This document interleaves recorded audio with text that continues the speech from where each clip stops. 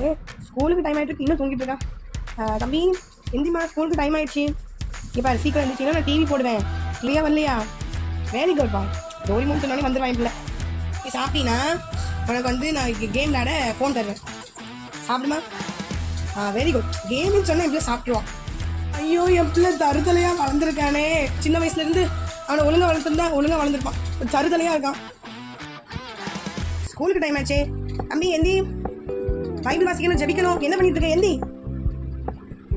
அல்ல நீ பைபிள் வாசித்து ஜெபிச்சாதான் உனக்கு சாப்பாடு, இல்லைன்னா அவ்வளோதான். எந்தி உலக போட்டு ஜெபிக்கும். ஜெபி. சரி ஜெபிச்சிட்டியா? பைபிள் வாசிட்டியா?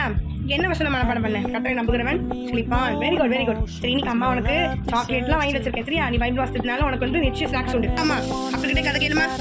ஆபரகாமன்னு ஒரு தாத்தா இருந்தாராம்.